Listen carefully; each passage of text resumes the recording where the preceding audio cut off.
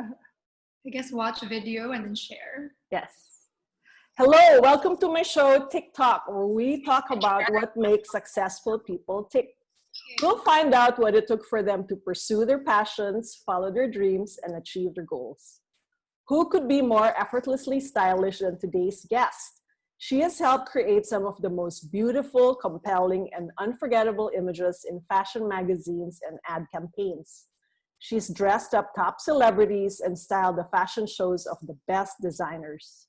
She was the editor-in-chief of L'Officiel Philippines and fashion editor of Marie Claire Philippines when I was its EIC. Working with her and witnessing her talent, energy, and drive in action was an incredible and inspiring experience, which I'm hoping to share with all of you today. Ladies and gentlemen, please help me welcome Pam Quiñones. Hi, Pam. Hi, Myrza. It's so good Hello. to see you. You're looking so fresh. I made an effort. I manifested the holiday mood. So every day I'm trying to dress up like I'm going on a vacation. I was just about to ask you, what are you wearing? Not in a provocative way, but what have you been wearing during lockdown? On Not the pang day, bahay like the rest of us. well, I live in our apartment in BGC, and my wardrobe here is super curated. I don't have a massive wardrobe, so even my pangbahay has been curated already. So everything is loungewear. Even some of my panglabas, like my going out outfits, I wear at home. Right? I make it an effort to not have a super big distinction between the two so that I really get to use a lot of my pieces, because some of the pieces that you wear for going out, you can actually lounge in them, during the day, or can bring you from, making your coffee in the morning, doing a Zoom call like this in the afternoon, and then dinner, and then just, take a shower and slip into your sleepwear. Or for most people, I think sleepwear now is really just underwear, right? Right, because there's no more, there's no more cut off of work and sleep and eating. So when you go out to, let's say, get groceries or supplies or whatever, are you like dressed to kill, or dressed to kill the other kind of dress to kill? Are you more functional or fab pa rin? I think over the years, I have succumbed to the balance of function and fashion. It used to be fashion being the first thing, like the priority of the look, right? Didn't matter if it was comfortable or it was actually functional. But I think now that I'm in my late 30s, comfortability and functionality are super important. So kanina, like just earlier, maybe 3 hours ago, I went to the supermarket and I was wearing like a silk skirt, a linen tank top, shoes like sneakers, and my bayong, and like a native hat. And the mindset there, and it's been going on for like 2 weeks now, is to really manifest holiday, to manifest like a vacation, like, so earlier I was wearing all aqua outfit thinking about the ocean. So I've been doing that for the last 2 weeks, and guess what, it's actually great for my mood. In the morning I even play Cuban music, a lot of Latin jazz in the afternoon. It really gets me, I guess it uplifts my energy. So fashion is still your means of escape. Oh yeah, definitely. I think fashion, well, at least for me, fashion, music, images, even books. To make Cuban food to get into. Yeah, well, more Mexican. Cuban, I probably don't know. I haven't researched that. But speaking of food, I'm spending so much time in the kitchen. I now know my way around the kitchen, which I never used to. That's good. It's amazing. Actually, I'm so proud of it. My husband loves my cooking, which is such a big plus.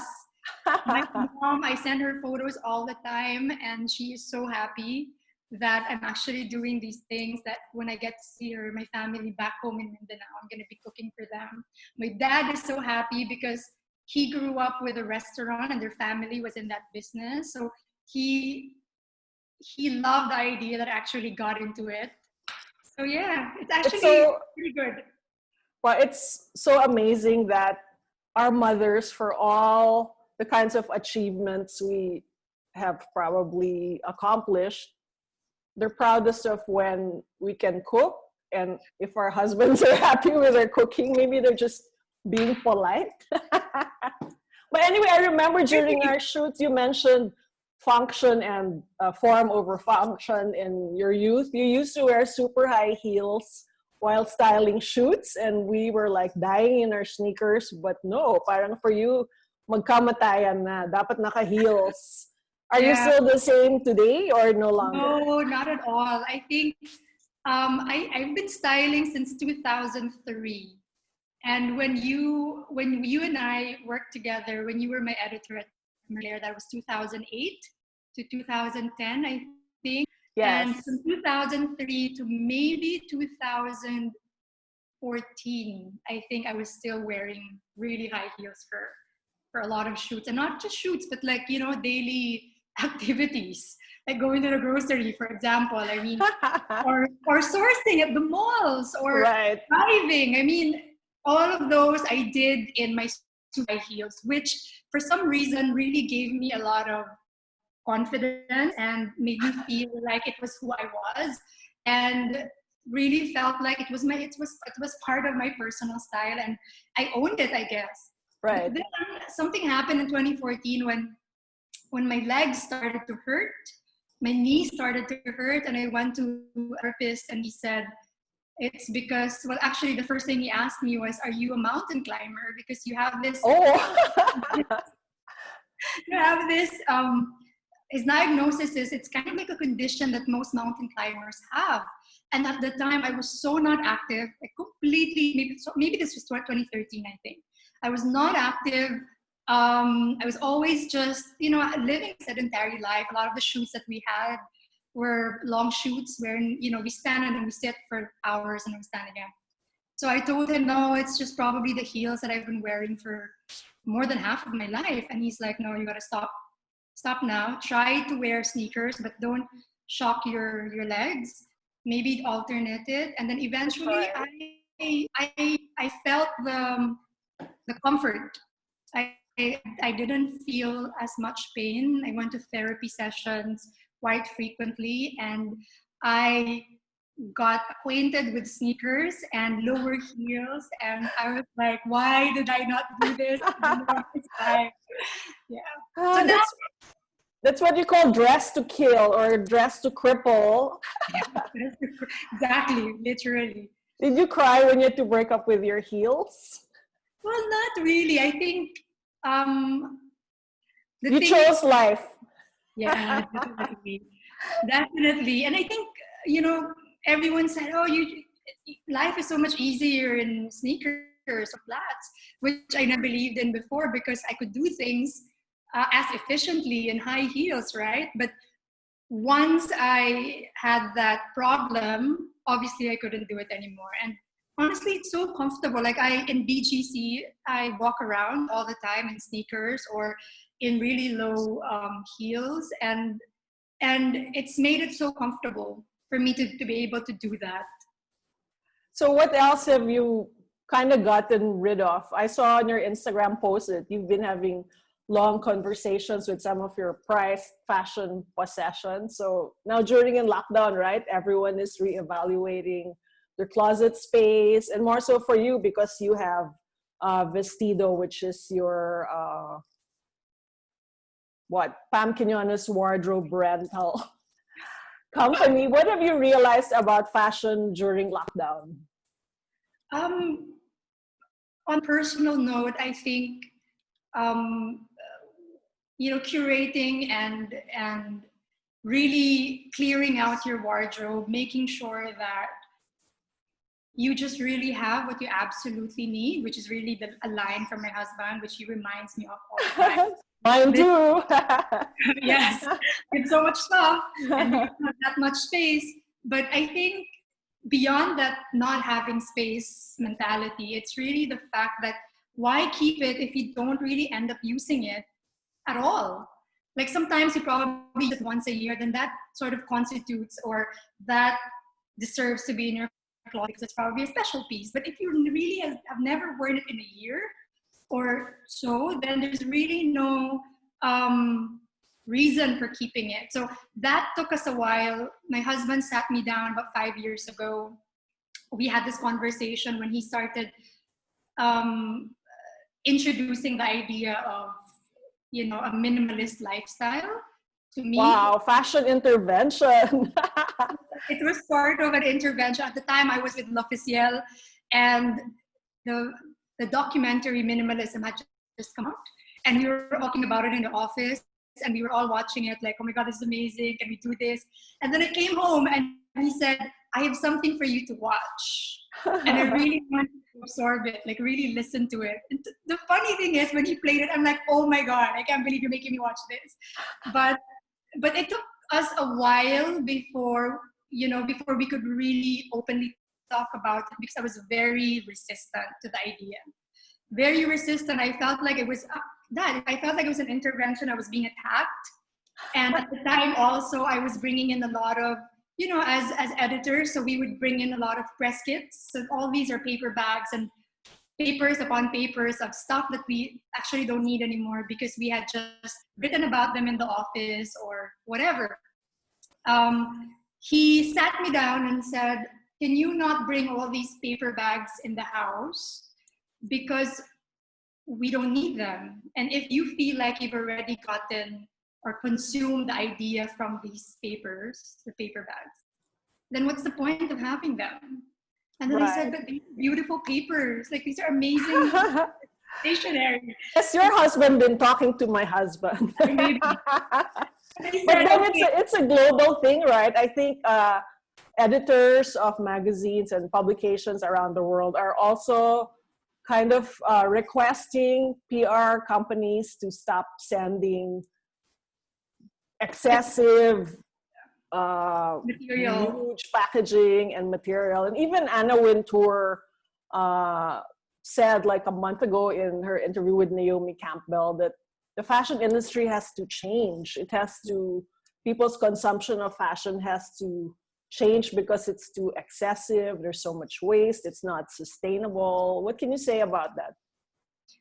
I am all for that. I think it's not just the fashion editors or the people we look up to in the fashion industry, the designers. I think it's also everyone who are consumers, like our friends. I think sustainability is an idea that is in everyone's mindset nowadays. I think it's in everyone's headspace because of, you know, all the information that we see, read about online. And thank God there is technology to disseminate this kind of information so people actually know more about it. Yes, I think we absolutely need to be more mindful. I think sustainability is such an abstract concept to most people. And it's abstract because people don't really know so much about it. And what is it, right? Like a lot of people say, okay, I want to be more sustainable. But how do you start being sustainable? It's obviously not a marathon. I mean, it's obviously not, you're not going to be 100% sustainable overnight. So I think it's these little steps that what people can take that are really important to note down, right? Like for me, for example, practicing living sustainably, or, you know, knowing about it took so long. That conversation I had with my husband about really being mindful about the things and decisions that I make, and about things that I bring home, is just the first step. But then that also evolved to fashion, like the stuff that I actually buy. Do I absolutely need them, and all that? And that took about 5 years for me to really get into the knowledge of it. And I'm still a work in progress. I'm still learning so much about it. But what I know now is, in a nutshell, it's a balance of the production side and the consumption side. So we have so many friends in the production community, in the production industry of fashion. And that in itself is a big dilemma, because so many fashion companies are coming forward saying we need to restructure. We know now that there are so many elements about our supply. Actually, it isn't yet, but we are aware of certain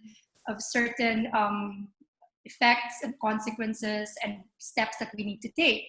But that in itself is such a big, such a big industry. So there are a lot of documents about it that I've read about, which are amazing. I watched Gabriella Hearst talk about it, and how she's being able to keep her company sustainable, albeit super difficult processes, but it is doable. So I think from the production side, there's so much to be done. But if the consumption side, us consumers, also do not note the importance of being mindful and being conscious about what we consume, then it's really not going to work. So this mindset of yours kind of paved the way for Vestido, right? Would you like to talk about it and its upcycling mission? Yeah, it started, so Vestido is a curated fashion rental space that allows or gives access to special pieces. I started it with my former colleague, Cindy Go Bayot. We had this conversation after all these numerous conversations I had with my husband, and then going into our curator studio closet, which is actually massive, seeing that we have a lot of clothes that we've accumulated over the years.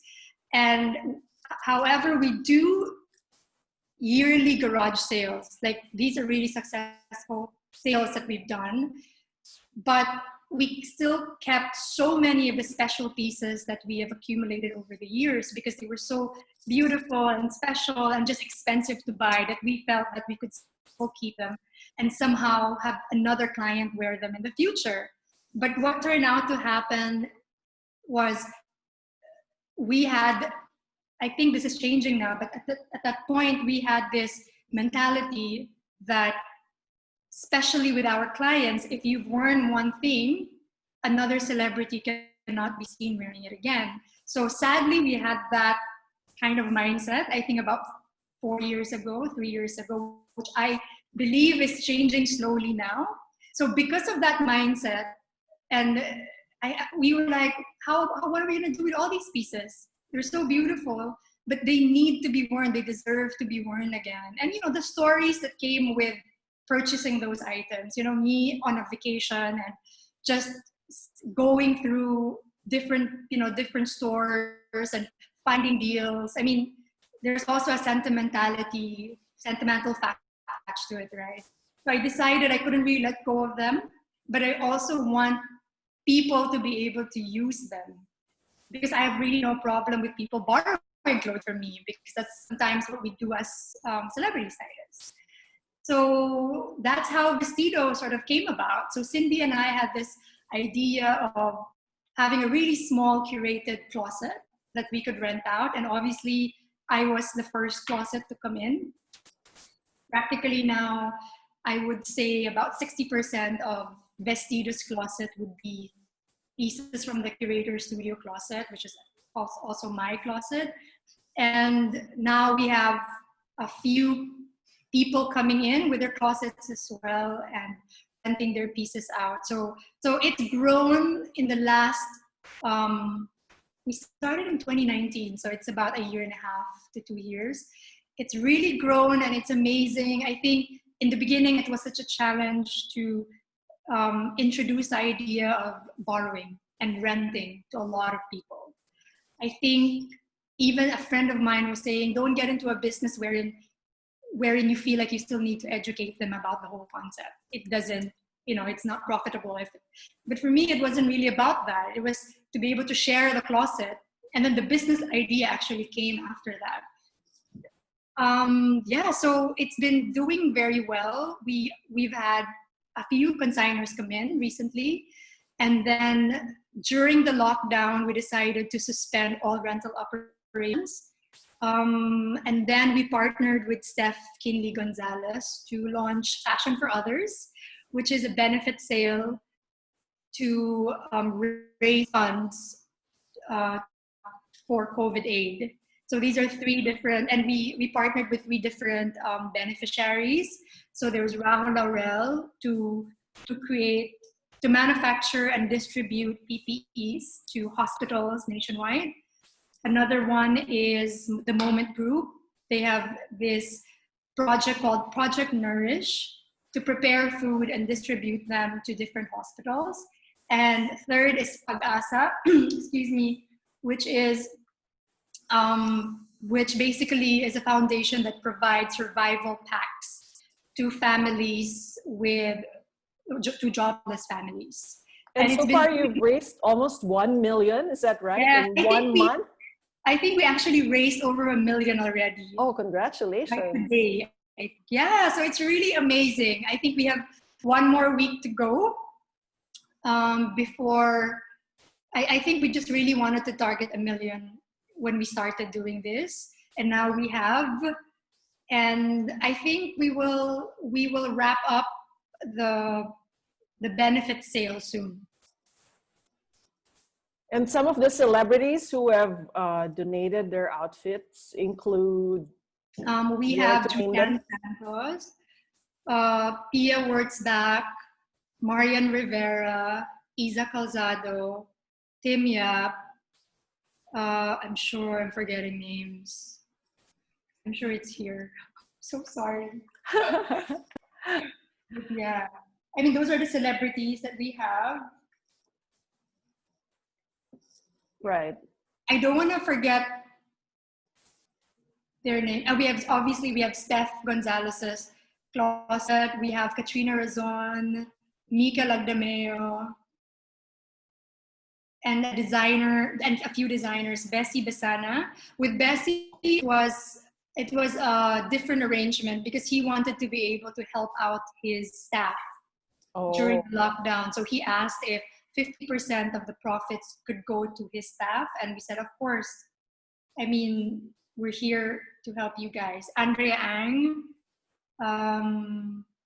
this is here. Neric Beltran, Marie De La Roche, Salome Uy, Curator Studio. It's Nisha and how the fashion industry and designers specifically have come together to create PPEs, right? Yes. If they ever say that fashion is frivolous, I mean, talk about creating functional clothing that can save lives, and that is really where function meets form. And not to mention, like Rahul Laurel was able to open his shop and give the sewers work in order to create PPEs. It was actually super admirable. I think the first time I heard about Mitch Dulce's proposal, and then that carried on to Rahos, and then carried on to Yong Davalos, and so many other designers. That first week, all of these groups just sprouted up and talked about how to create a really good medical grade PPEs. And and a lot of them actually have never really talked to each other before, and then they come together.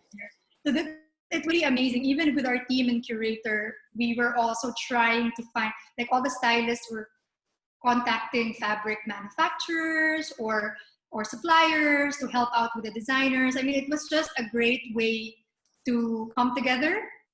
And it was really like, this is beyond anything. We're all on this. We're all on the same boat.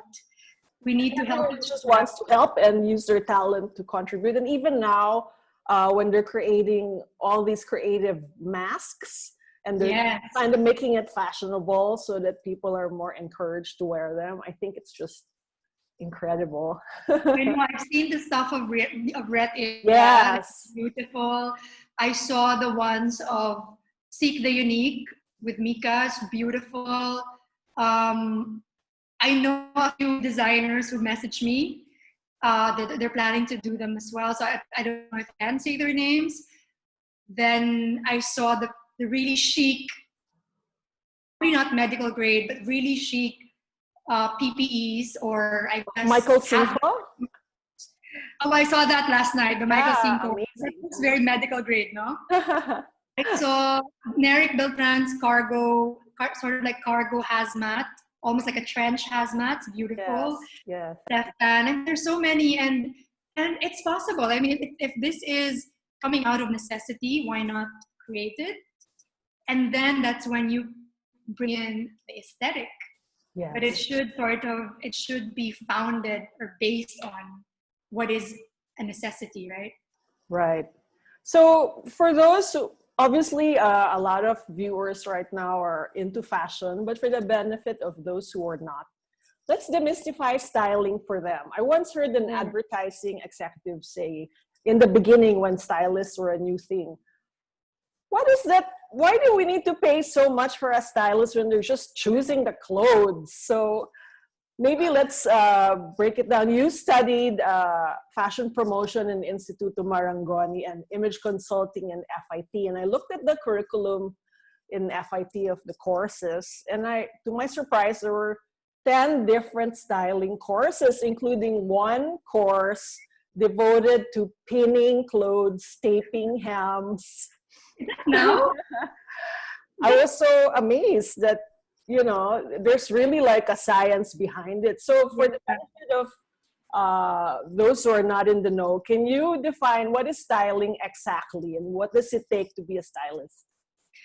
This is funny because it's such a...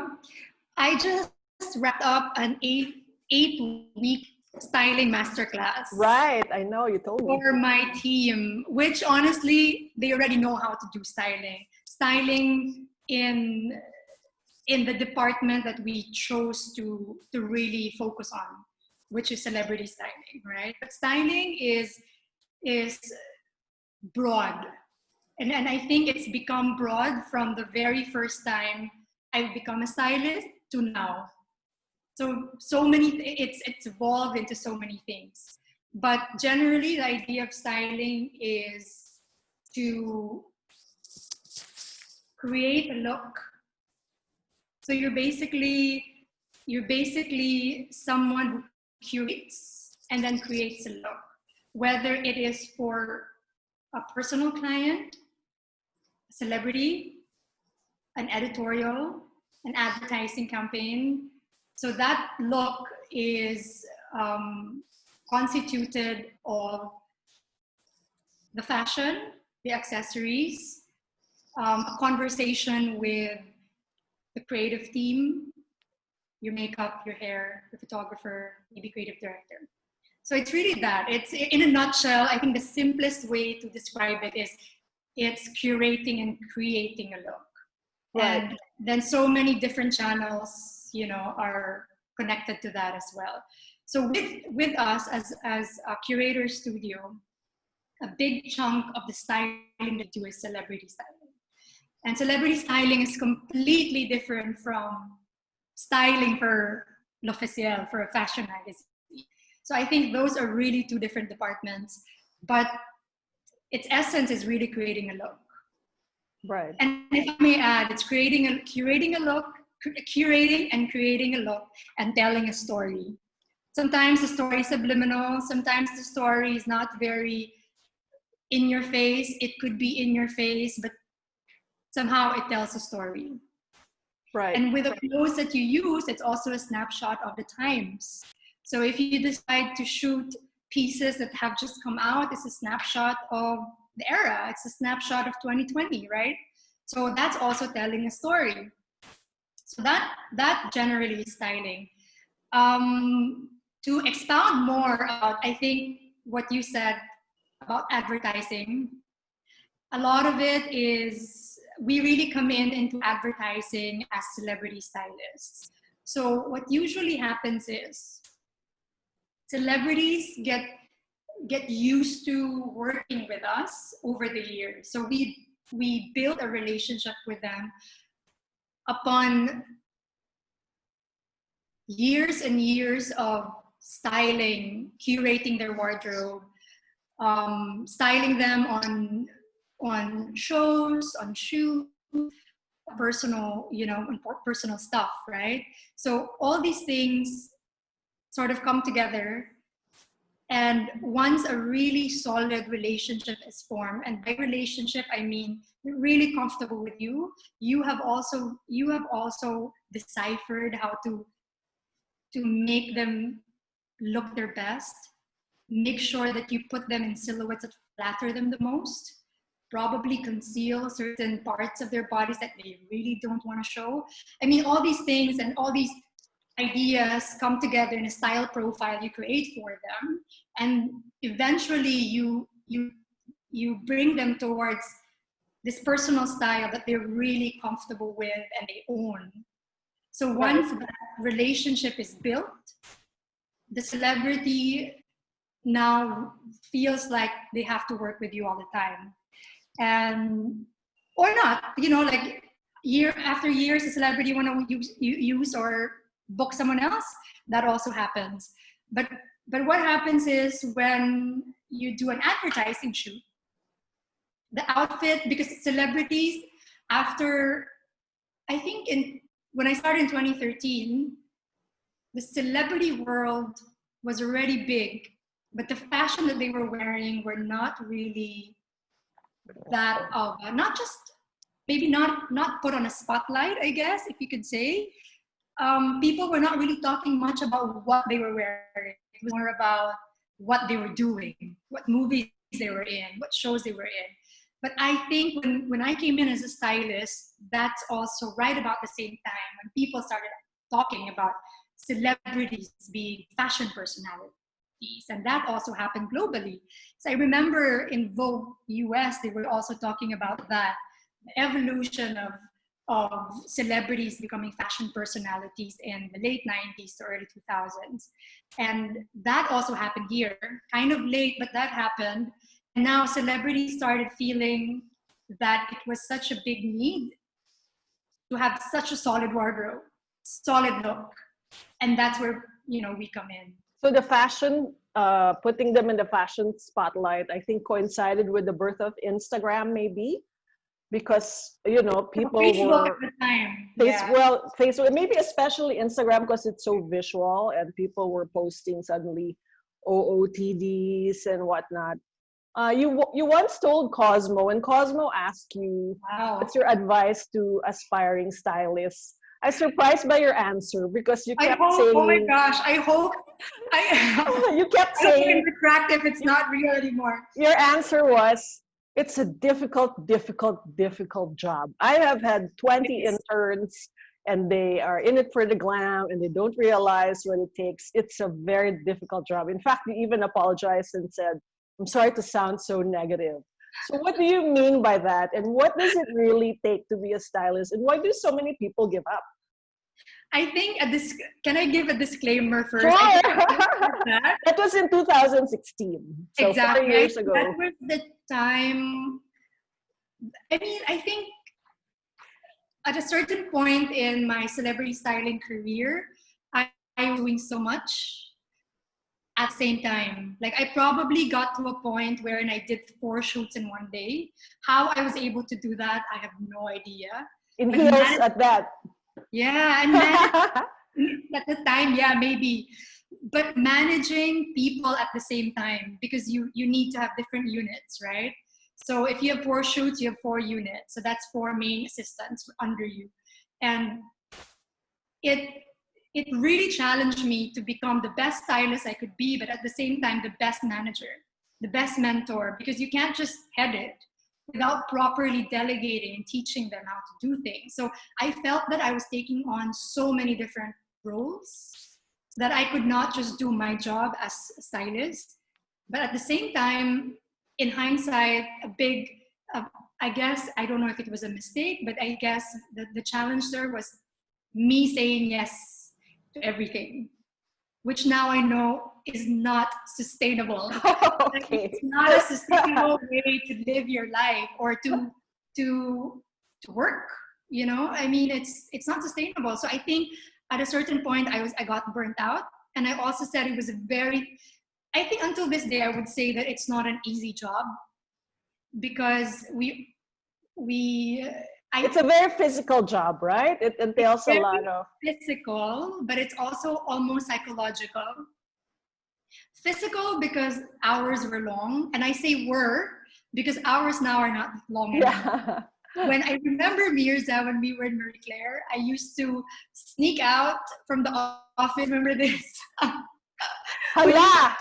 When you were my editor, I remember owning up to it. I think I remember when you were my editor. One of my probably my first biggest shoot happened during that time. It was for a hair product, and it was a massive shoot. Massive because there was a celebrity, but I was supposed to style only the support talents with the celebrity, who would be seen in most of the frames with the celebrity anyway. And then, so obviously I said yes, but then just like that, the director goes, oh, I think we really need someone to also dress up the background talents, who are like 60 people. Oh my God. For them to change 3 times or something like that. But because I felt that I needed to do it, because I was so challenged to see if I could do it, but also maybe because I was also a yes person, and I knew as a yes person I could do it. So I did all of that. And I remember you texting me saying, where are you?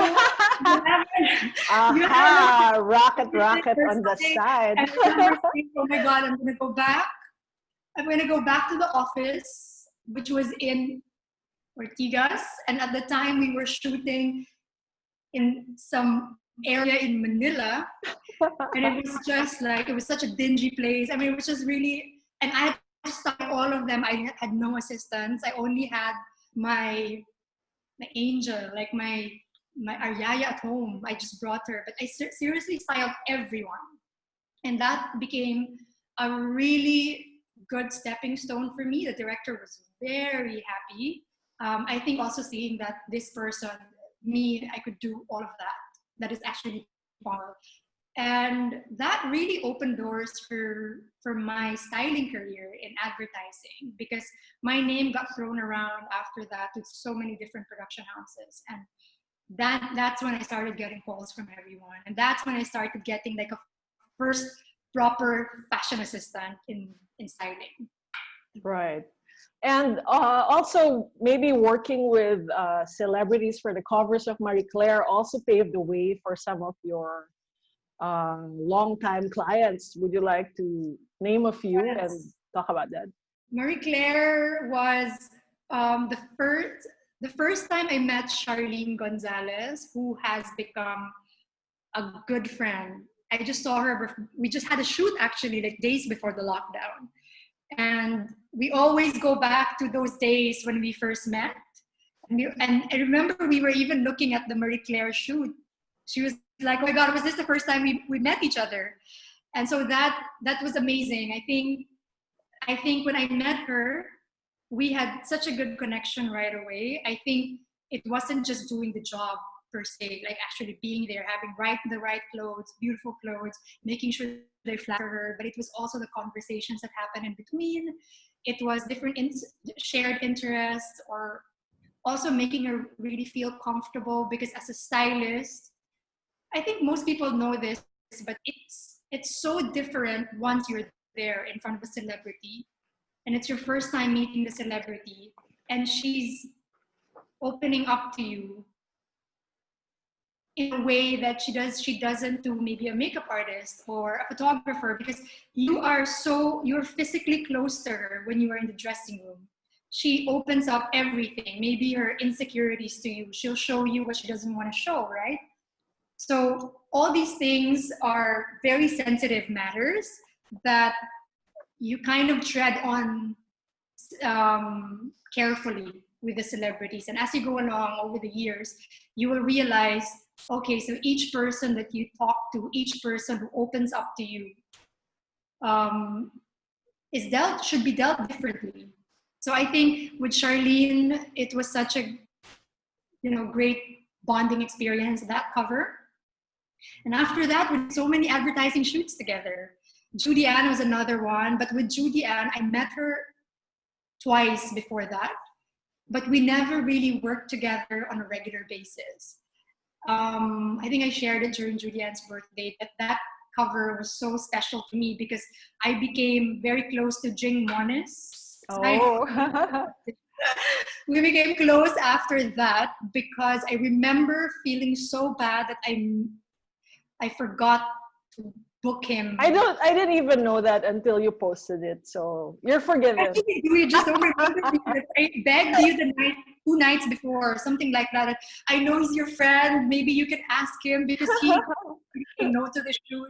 And Judy Ann's not gonna do the shoot. And as a fashion stylist for Marie Claire, we were also our role was also producers, right? I had to contact everyone, make sure that they are booked and that they have all the details for the shoot, and ask them if they need anything for the shoot, and then make sure they come on time and actually do the shoot. And that's on top of actually styling the shoot, right? So that's another side of styling that the magazine world does. So I remember that. So Jing and I became close after that because it became a joke. Because when he arrived at the shoot, I was so apologetic. I was saying sorry to him, like, I know you're not available today, and Myrza just talked to you, and you said yes. I'm so sorry, and I just kept apologizing, and then he just laughed at me, and then after that, we became sisters, right? Oh. And So that's how. Well, our working at Marie Claire, I think, brought to the fore a lot of the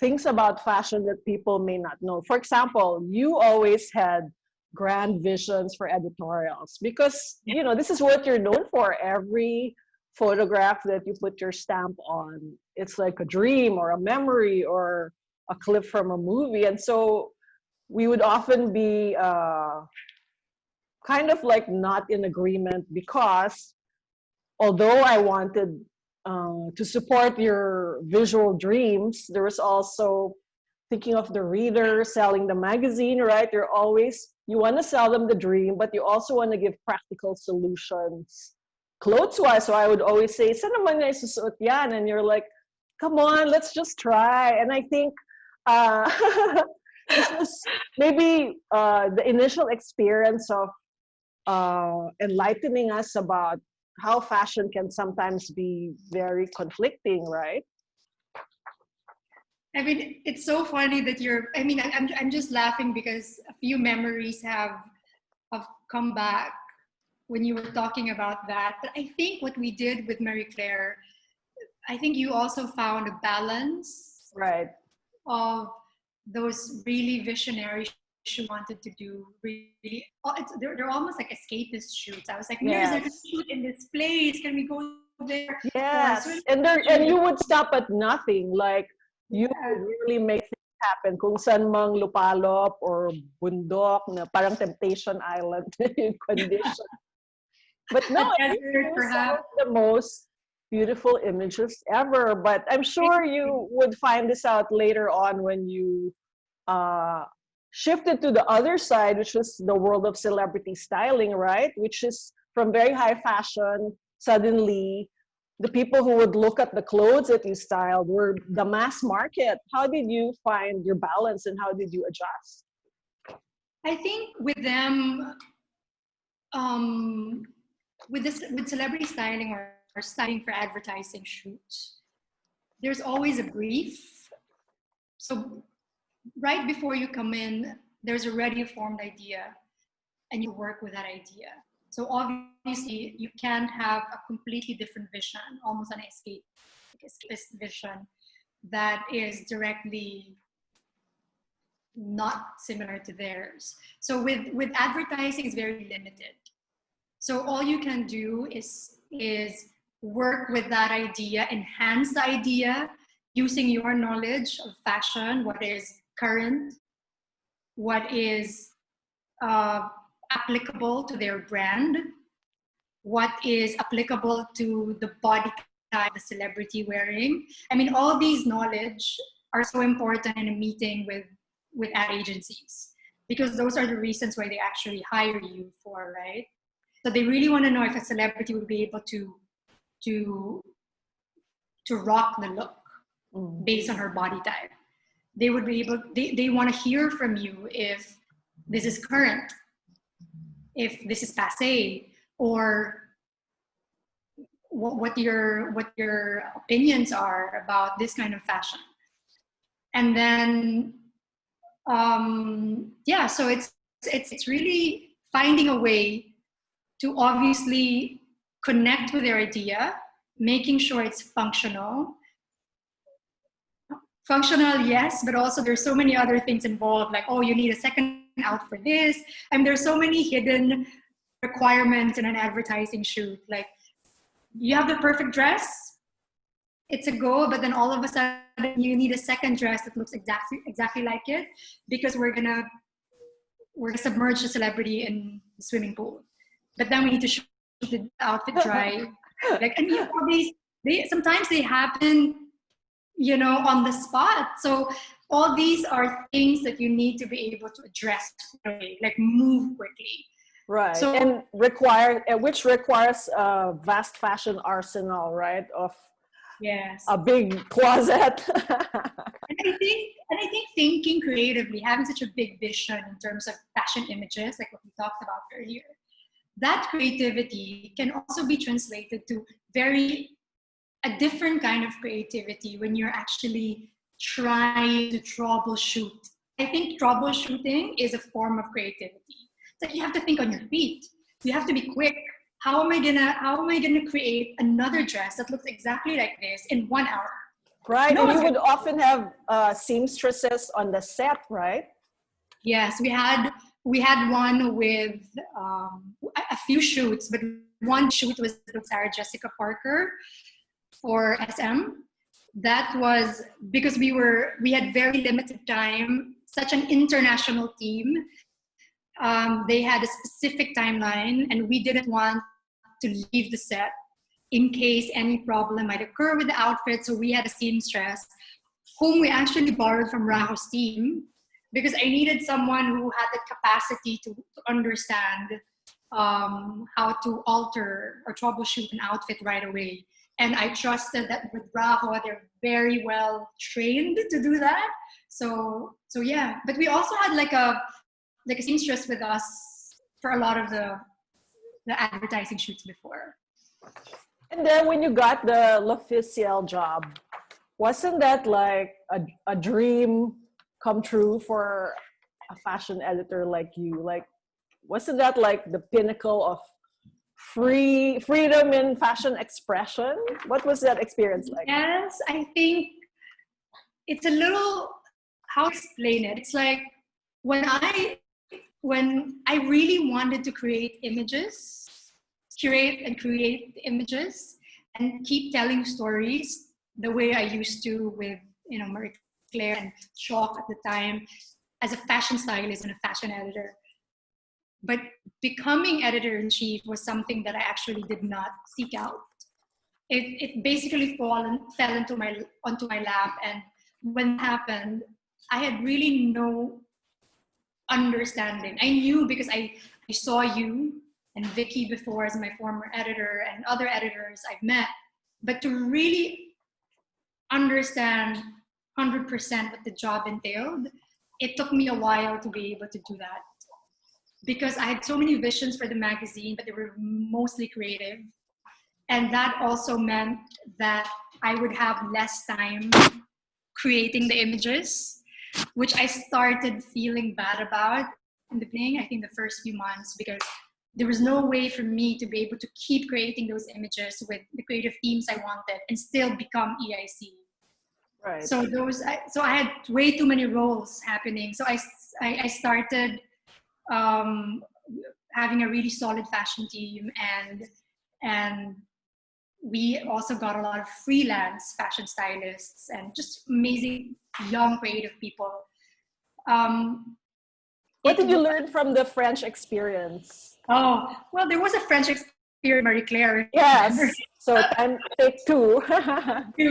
The French experience, well, the difference though between Marie Claire and L'Officiel was that with Marie Claire, I remember we really had to adhere to certain guidelines. Yeah. That remember that were given by the French team. But with L'Officiel, after a few meetings and after a few issues, they were literally like, whatever you guys want to do, because that is your market and you probably really know what the market wants. Wow. And you guys will be able to, I know, right? No. And you will be able to tell what people will need. And, you know, it was really amazing. But at the same time, I think it was so exciting because there's so many young talents that are actually now doing well, that started with L'Officiel. That for me is such a win. I think one of the reasons why I'm so proud of L'Officiel was meeting and recruiting all these young talents and giving them the platform that, yes, it's very aspirational and creative, but you don't need to be scared to work with us. You know, this is your platform kind of thing.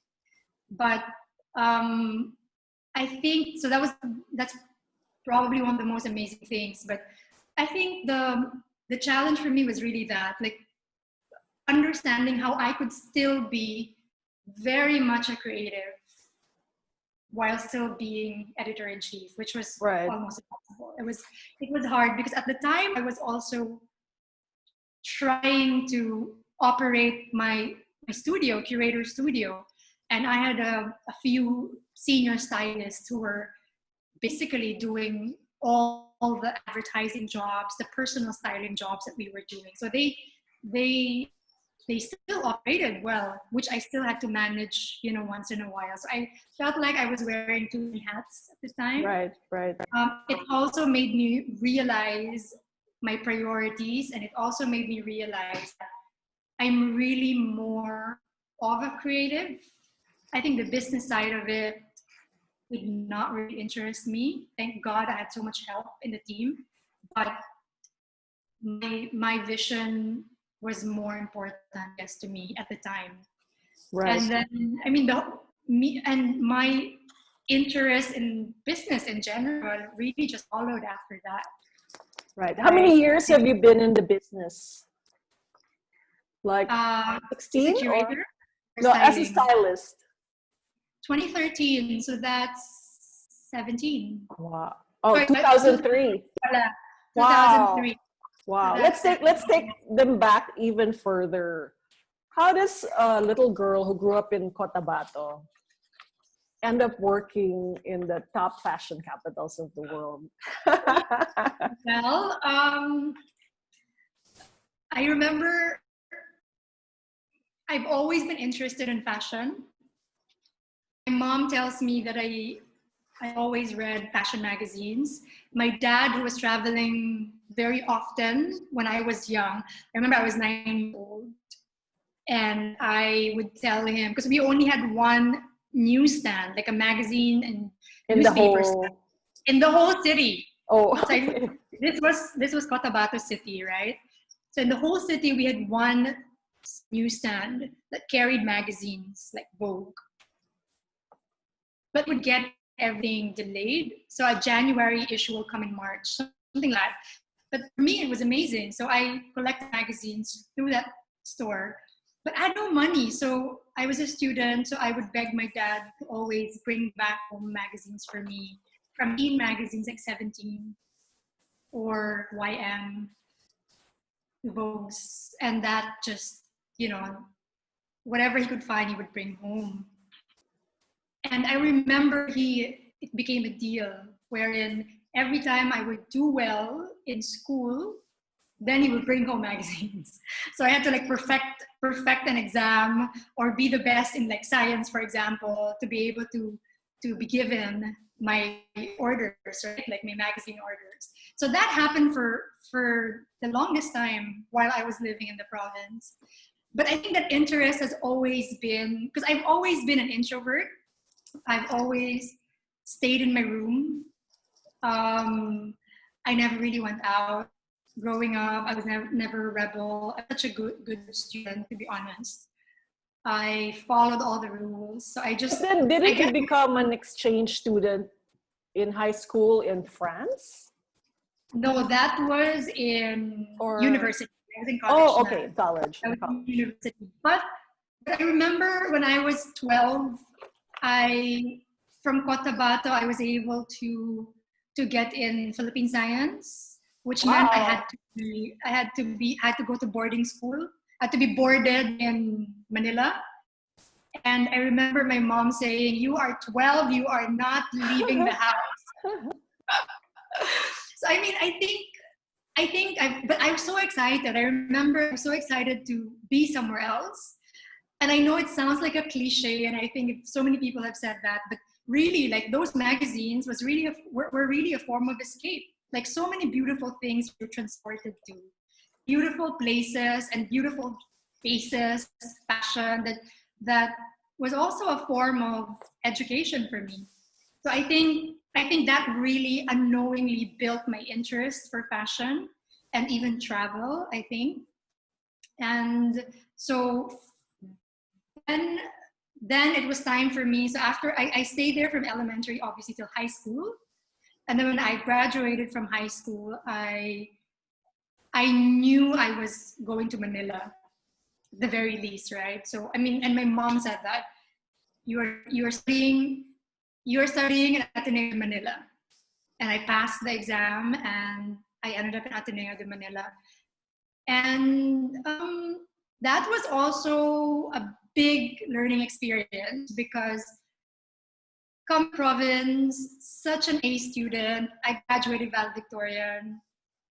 I was a scholar in Ateneo because I graduated valedictorian. So I was such a good student, followed all the rules. And then now I go to university that is so open and you're so free and you're meeting so many people. And I remember I got so confused about what I wanted to take up.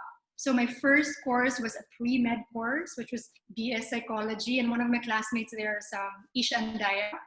So we were classmates and blockmates actually. And I really thought I wanted to be a doctor. So after the first year, I realized that I was bored by science and I didn't really want to do it. So then I found this new course, which was European Studies. And this was basically a course that was offered to me by the guidance counselor after me talking to the guidance counselor to help me out, figure out what I wanted to take up. But at the time, I really didn't completely comprehend what that was. All I saw was an opportunity to be able to study in France and in Spain on my second year. And I was like, yes, I'm doing this. Oh, so that's how it happened. That was really it, basically, to be honest. And I remember when I had to tell my mom and my dad about this, it came as a big shock because they really wanted me to become a doctor. And I had to sell the idea to my mom for her to be okay and move forward with me with this new course, right? So yeah, so Was she disappointed? What did she ask you? So what job can you get out of this course? Yes, exactly that. I had to fax her at the time. I had to fax her. I know. Do people know fax? I had to fax her on the curriculum, the syllabus for European studies. And then once she got it, I had to call her and explain to her. And then she said, "What is this? What are you going to be? Blah, blah, blah." And I said, "Mom, if you look at it, there are two different tracks. One track is international law, which is the politics side. And the other track is business. So a course for me, the track for me would be business. And what does it mean? So business would be I could either work for a European firm in the Philippines, or I could eventually work in Europe, like in any company." And she was like, "Oh, that makes sense. Okay." But really, like, I was like, I just wanted the escape. I just wanted the escape because when I did take the test in the guidance counselor to weigh my brain, whether I'm a left brain or a right brain. And right after the test, she told me, "Why are you in a science course, science quota course, when actually you are more creative? You're supposed to be more in the arts or social science. You should be doing other things. So these are the courses that I can offer you to look at." That sort of also was a validation, because I think I already knew I was, but I just needed to hear that from someone, and that also helped me make the decision. And true enough, when I shifted, I did an exchange program in Spain and France, and that really changed everything. I think that really opened my eyes to fashion, and now people could just look so chic while doing things, like not in the magazines, but this girl on a bicycle wearing a beautiful dress, wearing heels, but she looked comfortable doing it, not contrived at all. And that really stuck in my head. And I remember coming back from that exchange program in Ateneo. I was wearing heels for the rest of my year. So that was funny, because I think that was the trigger, like being there in Europe and seeing all these beautiful women. I mean, everything about it was just beautiful. I loved that. But did you seek out a job as a fashion editor after that, or how did you end up working in Chalk? When I came back from the exchange program, I finished my years here, and that was just for 2 months. I came back, finished my 3rd year, 4th year here in Manila. I already knew I wanted to do something in fashion, but it was still not that openly accepted by my family, or by a lot of people who expected so much of me, I guess. So I probably really got into the dressing up part, that's for sure. But in terms of jobs, I couldn't really verbalize it. I really couldn't say that I wanted to do it. I don't know why. Maybe for fear of being shamed.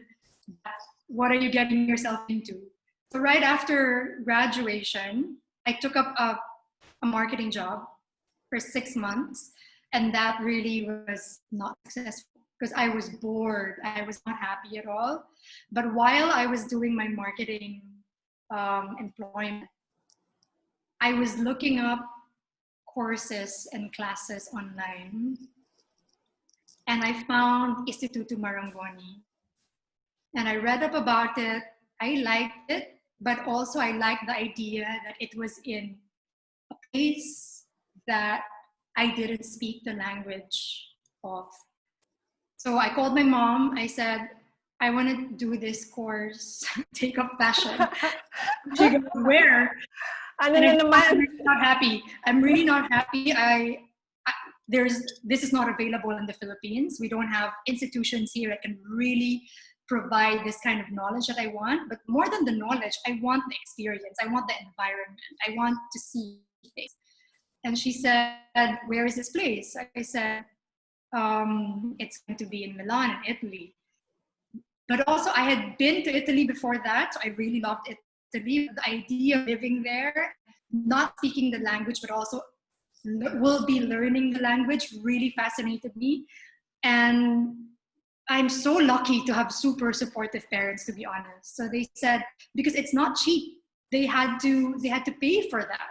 I'm so lucky that they did that. So it was actually a master's program.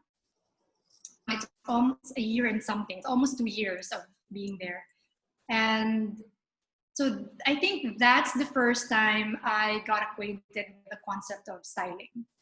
I've never heard of it. So when I chose a course, I knew I wanted to take a fashion, but I didn't know what. But you didn't want to be a designer like everybody else, because that was like the automatic. Yeah, it was. But it was also, I think I couldn't really sell the idea to my mom to be a fashion designer. So I had to try to convince her to allow me to do it by taking up a course that somehow was related to business. So fashion PR was not really fashion commerce, but somehow related, that discipline. So I took up fashion promotion, which is really fashion PR. To be honest, I realized in hindsight, I didn't really learn so much in the classroom, but I learned so much from outside the classroom. Like everything you see from every day, all the internships we did, all the fashion shows we've done for Milan Fashion Week, being stage. I remember the first time I got to see a stylist in action was at a D Squared, I think it was D Squared fashion show. So I and a really good friend of mine at the time, my classmate, we were asked to be the dressers, Naomi Campbell. And that was Naomi's return to the runway, like the first time she was returning, I think after the scandal or something like that. So it was a big deal because she was back on the runway and we were assigned to be her dresser. And Were you I remember afraid? well, she was very, she had a little bit to You're drink, like, so she was very, you know, exactly. I think that was going on in our heads, but I think she had a little bit of alcohol in her, but I think a lot of models were drinking at the same time. So the vibe was actually very light and happy. But I think we were just more than excited to be able to be to be there, her dressers. And I remember there were two stylists running around, checking everything we've done and rearranging the scarves. And you know, like they're just fixing because we were supposed to really make sure everything is set based on their guidelines, which is printed on a big board. Down to how many folds, let's say the socks should be. I mean, it was very, very detailed. And then he would come and check everything and fix everything. And I remember asking who that person is. And then my friend said, he's a stylist. That's when I started learning about styling. And I didn't know we had a styling course in Marangoni. And a few of my friends there said, you know, you actually like dressing up, like styling yourself so much. Why don't you try styling?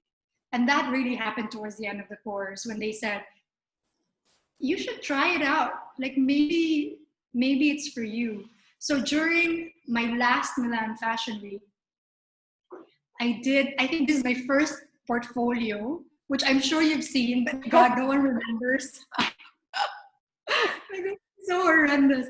I remember because the idea of becoming a stylist really started already, and I started researching. I asked my friends if I could dress them all up, I could style them.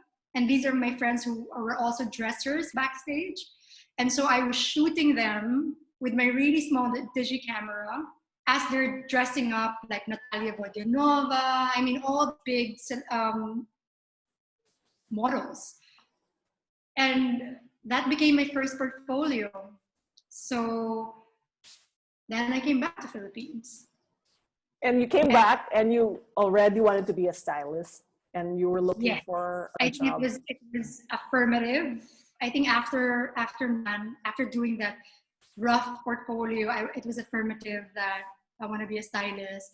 But I think at the time, my knowledge as the only entryway to styling was through the magazines, Right. which is completely different now. I think now your entryway is so many other things, right? Right. But at the time, it was the magazine. So I spoke with all the magazines. Luckily, been offered pages, stories, and eventually jobs. And my first job as a fashion editor was with Chalk magazine.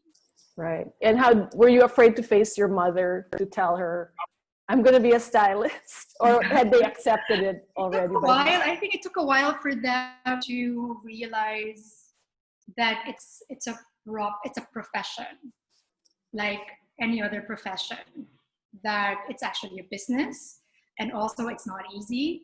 But at the same time, that is a lucrative profession at the same time. I think it took a while for them to realize that.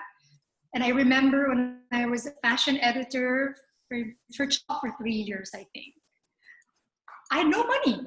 I remember begging my dad if he could still continue my allowance for the first 2 years or something like that, because I was spending my salary just like that, because I felt I had to dress up. I had to be the part. and it was so difficult to sort of balance that out, right? Um, yeah. So I mean, this is a story. This is a story I tell my team whenever we sort of talk about finances, and guys, I'm telling you, it's not easy, but everyone do that. I'm sure they're Everyone. super proud of you and how you have paved the way for so many others and make styling really like a career, an acceptable career. And I think your styling acumen was showcased in uh, the fashion thesis of your life, your wedding. Let's talk about your wedding. Yes. Your very beautiful wedding, which from every picture that I saw when the pictures were being posted on Instagram, every picture looked like a fashion editorial. How much attention to detail did you spend on like the flowers, the table settings, the car, the venue, and it was like a homecoming back to Italy, right? Yeah.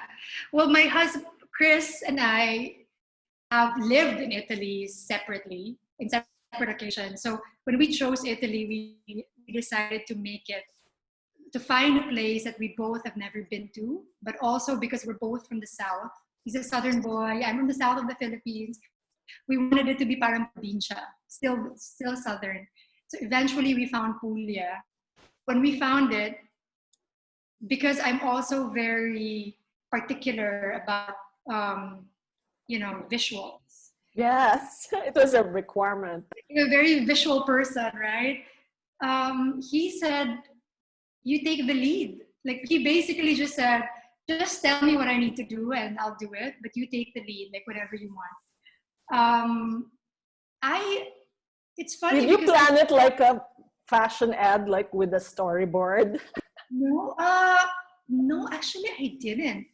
I think in my head, I just already knew from the very beginning that I wanted it to be all white because I had been to that place before to do the ocular with my friends, and I knew it had to be all white so as not to break or not to take away from the beauty of the place, which was a big thing because I remember there in my family there was a discussion. Oh, but you're the bride. You should be in white, and you're not supposed to be in white. I'm like, everyone knows I'm the bride, so I don't think there's a need for us to like that, right? And you were in white and a very see-through white. But they have to do that.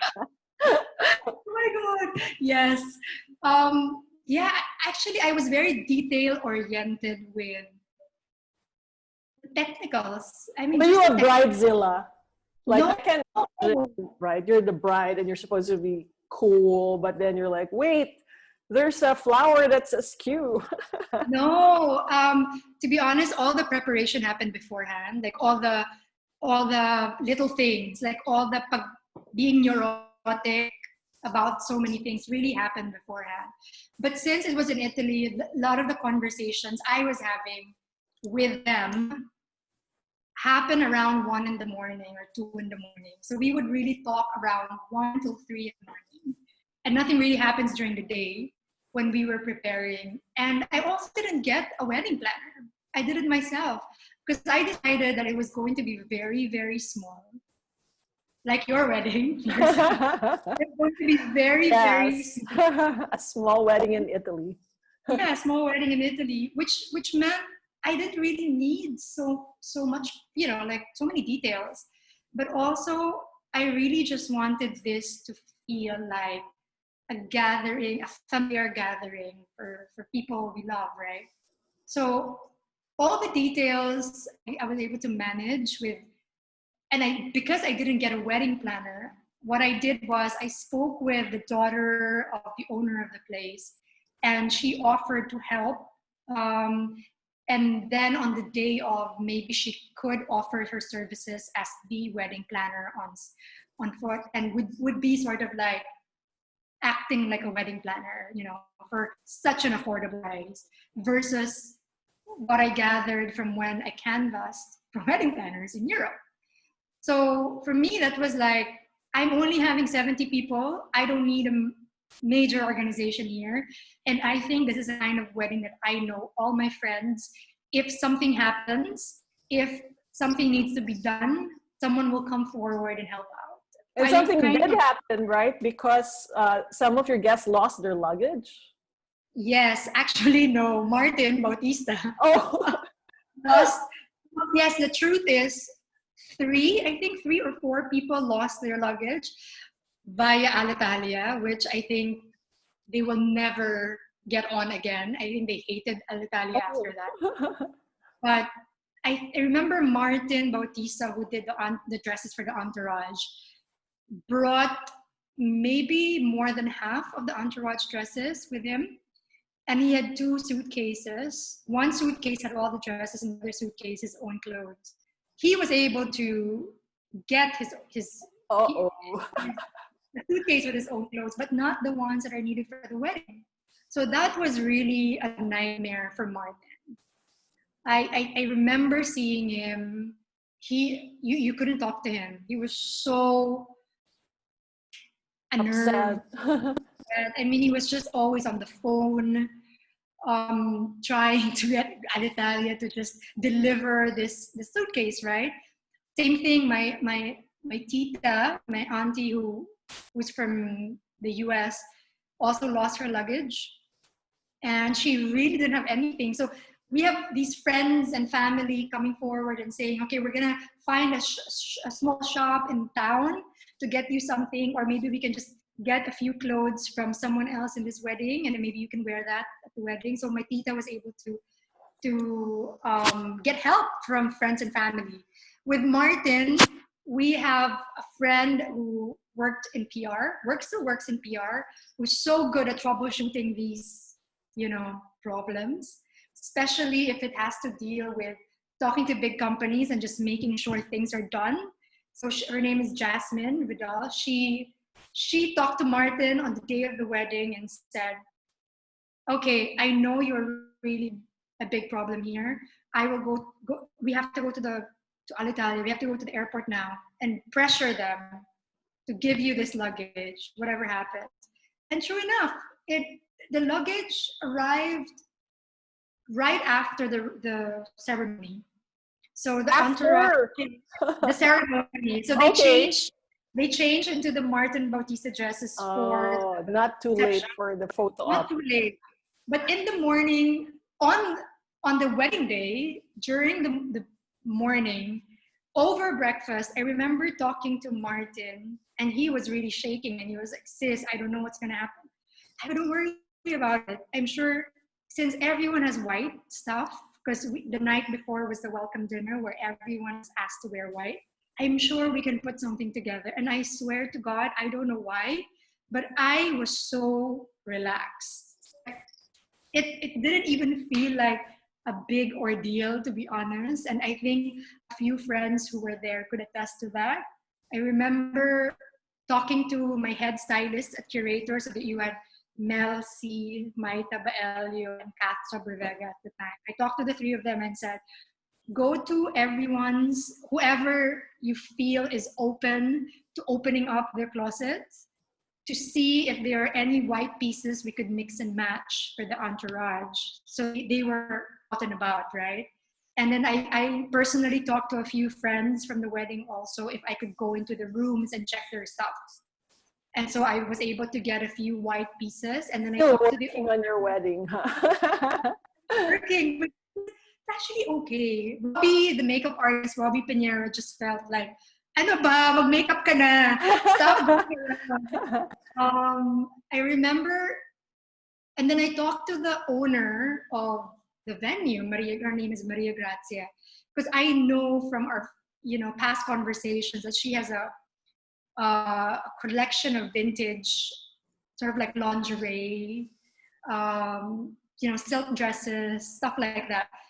And she was very open to lending us some pieces, even like, fascinators, hats, whatever, accessories. And then she opened her closet and we were just like, oh my God, this is so beautiful. So I knew at that moment, it's fine. It's okay, like no problem, whatever. And then we put it together and I asked all the girls to come to my room and we styled them like on a like almost like a firing squad. It's almost like doing a shoot, right? So Right. we styled all of them, mixed and matched, and I was like, okay, this is great. Now I'm gonna go do my makeup, and I remember the one who did my hair at the time was Celeste Tuviera, and Celeste was like, "Di ba we talked about you wearing a flower on your head?" I go, "Oh, that's right." Oh, okay. So I called, I think, Maita and said, "Can you check if there are flowers outside and just pick out some?" So literally, it was like that. It was that relaxed. That's So spontaneous. super spontaneous. And then she came back in and said, "Oh, here, there are peonies, there's this, blah, blah, blah, options." And then the whole thing Just happened. growing in the garden. Wow. Yeah, just really outside our room. And I remember the sheer dress, I had informed my mom about it prior, that it was going Maybe to. describe the dress for those who are just about to look at your Instagram to see. So the dress was a collaboration between two of my dearest designer friends. So one is Norman Rene de Vera, who is a fashion designer living in Europe.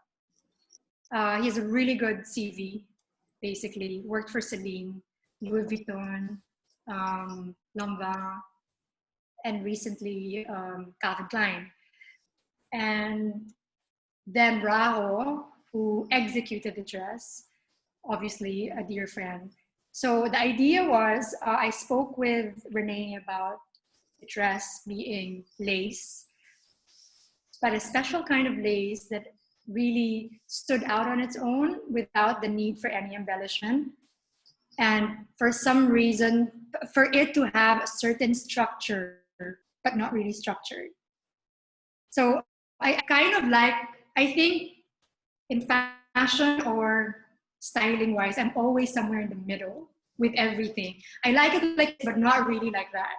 So that was my brief with him. And in my trips to Paris, he was able to fit me and measure me, which was a super delightful experience because I felt it was like a couture measurement or measurement taking experience because he did not take my measurements using a measuring tape. He draped the fabric around me and molded the fabric around me and created a body. And then so when he took out the dress, it was literally my measurements. And Wow. I've never experienced that before. So that for me was really amazing. And then after he did that, back to Manila, and we were just messaging about the design. But somehow I knew I wanted high neck, but for it not to be super conservative because that's not me. And also the vibe of Puglia is almost close to being by the beach because it's on the coast. So it needed to feel at home at an environment. So it's covered, but not really, like, so I was wearing a swimsuit underneath. So when that whole design process happened and finished, Raho it was the materials, the design and all that were shipped to Raho, and Raho executed the whole dress and did a fitting with me. And I think after one fitting, it was really great. I was already happy. Like, I remember going to Raho, kailangan pa ba mag-fit? Parang okay na, I was so relaxed about it. And mind you, I was still, the dress was being made 1 month. Like, the Raho was making the dress 3 weeks before my wedding. It was literally that relaxed. Was your family prepared? Obviously, it looked amazing on you. It was revealing, but not really, just very Pam Quiñones, not too much of this, not too much of that, and intrinsic to the time and place and ambiance. How did your family react to the sexiest wedding dress I've ever seen, and maybe they have ever seen, probably? Well, the first one who saw me in my family was my mom. And when she walked in the room and I had already dressed up and the photographers were there, Mangared was there to photograph. Raho was there, I remember. Maita was there, Mel. Jing was there. Robbie, and they're all gathered around me because I was being photographed. And then my mom walked in and said, "Oh my God." What did she say? Something like, I don't remember if she said, "Bakit see-through?" Or, oh no, I think she said, "Nakapanty ka lang?" Parang like, Panalo. I think Raho would remember, or my PM. So I remember everyone laughing, right? Everyone laughing. And then, yeah, I think she said, "Nakapanty ka lang?" And I told her, "Mom, it's actually a swimsuit." That's all I said. "I'm actually wearing a swimsuit underneath." And I just smiled. And then, she left basically. But obviously it was a big shock to her. But I've always been unconventional, I think. Yes, and you always get your way in the I end. think I know how to sell the idea. Maybe Yeah. what I realized about myself. But it's also just about telling the story, right? Like, what is your Right. and tell that. And if it's real to you, then you can make it, believable for other people. So I remember I when people saw me. Well, they obviously I don't really know what they said when that happened, but I remember my dad joking about it.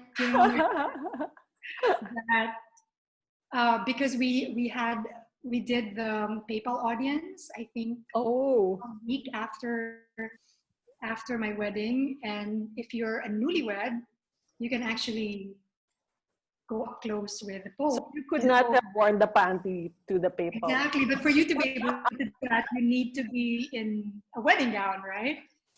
So I remember my dad joking about it, that the Pope will not bless me if that dress is gonna go up on stage, gonna go up on the platform, so all the brides with the Pope on the same platform. And so this is a really funny story because what I ended up wearing was a white suit, Oh, which is sort of like a spring suit that was pinstriped with black, and it was also not fitted. It was very oversized, and I was wearing sneakers. It was a very relaxed day. But I was thinking, oh, it's white naman. This could pass right. off. Italian mafia manish. Kind of. The funny thing is, after the mass, each couple are supposed to parang pass through this pathway, and then the guard will check you, and then you can see the Pope in person, and then talk to the Pope, get blessed, whatever. And then when we pass the Swiss guards, this is a joke my husband loves to tell, because when we passed, the Swiss guard said, "Oops," and then he goes, "No," and then like pointing to my outfit, saying, "No, no." And I'm looking at him, trying to speak in Italian, saying that, "But this is menswear. Pero uomo, pero uomo." And then my husband he was even with me. He had to step aside and started laughing because he felt like this is probably the first time you were denied entrance because of your outfit. I know the guy because I think I tied my hair and I really had no makeup on, Or and I did you was think it wearing was a same-sex marriage? no, but he was just like, "You are not a bride, not this Meaning, out." you cannot wear a pantsuit to get blessed by the Pope. That was the point.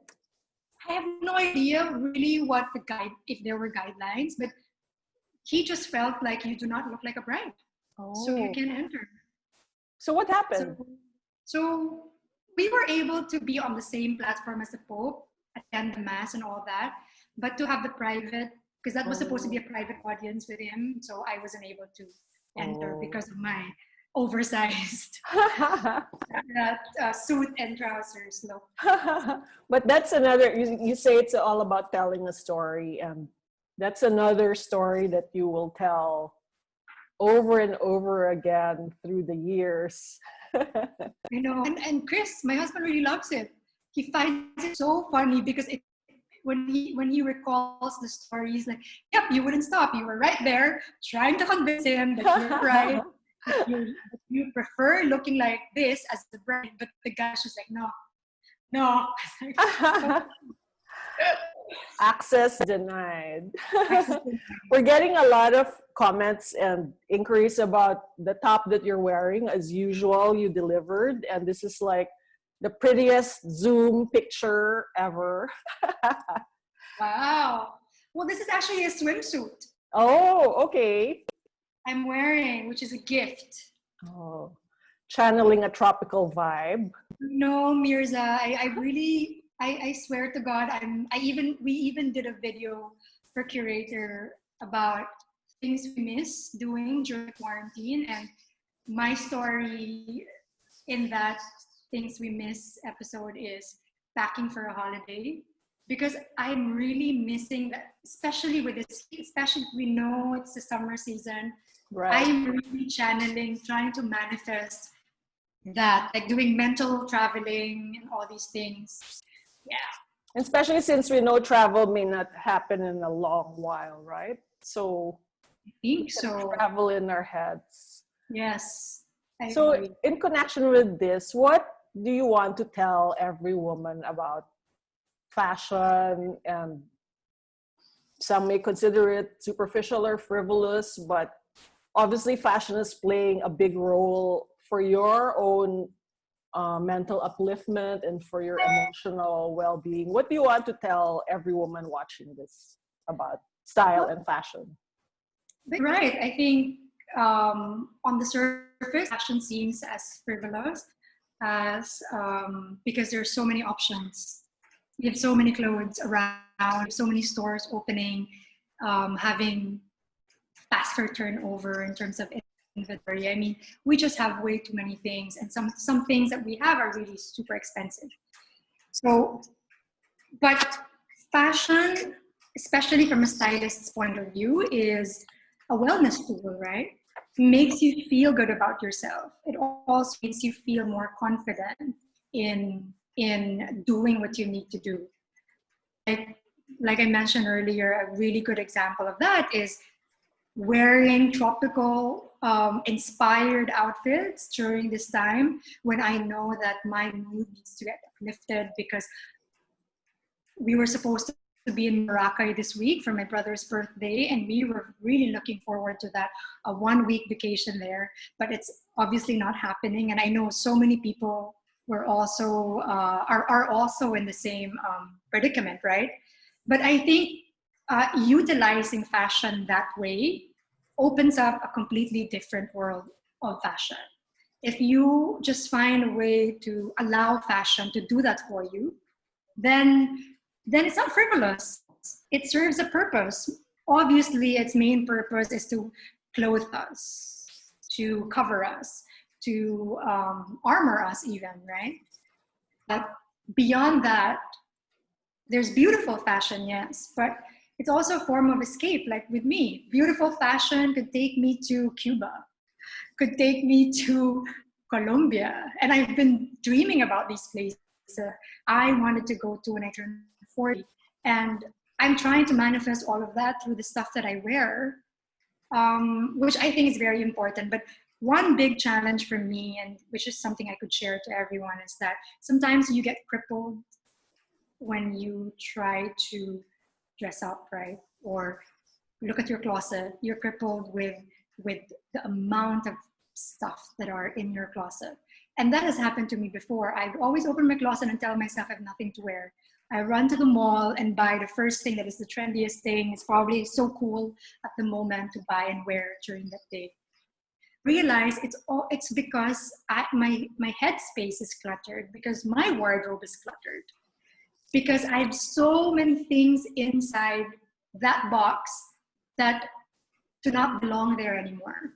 So my message is, if there's a way for you to slowly build a curated wardrobe, it could either be a capsule or not, because capsule is very tricky for so many people. But what I say about capsule is you can have many capsule wardrobes. Capsule is basically what you need during that moment that adheres to your lifestyle. That's your capsule wardrobe. So you can have a capsule wardrobe for the quarantine, and then you can have another capsule wardrobe for coming out of quarantine for like the next 6 months, right? But you need to keep that space organized and curated.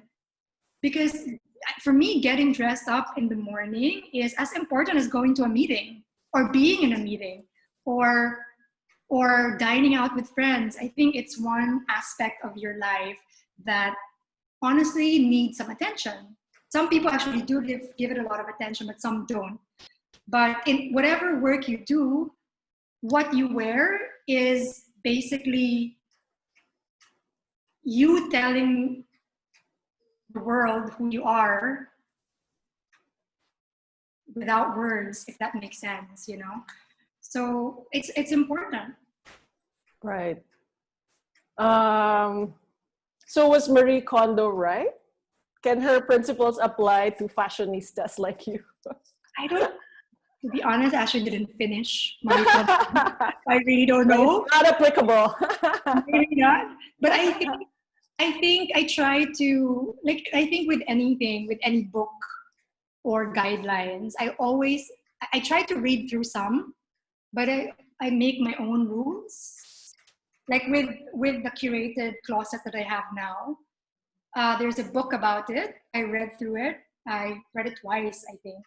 But I created my sub rules. I created my own thing that I know could work for me. Because there's no way in pushing yourself or enforcing certain rules on you that you know you're never going to do, right? We can't wait for that master class. Well, I really want to do it wardrobe for the public very soon, but you must. And we need to continue this conversation with cocktails, channeling, Cuba, once this is all over. So thank you for the great conversation, all the enlightening insights. Thank you, Myrza. Such an honor. I'm so happy that you called and invited me to chat. Thank you for saying yes. You're truly one of the most inspiring people who have touched my life. So hopefully after watching this, all the viewers and myself, we can all channel our inner Pam Quiñones and use style to save the day. Thank you, Pam. Thank you, Myrza, so much. Thank you. Happy weekend. You too. So goodbye. This has been TikTok. Bye.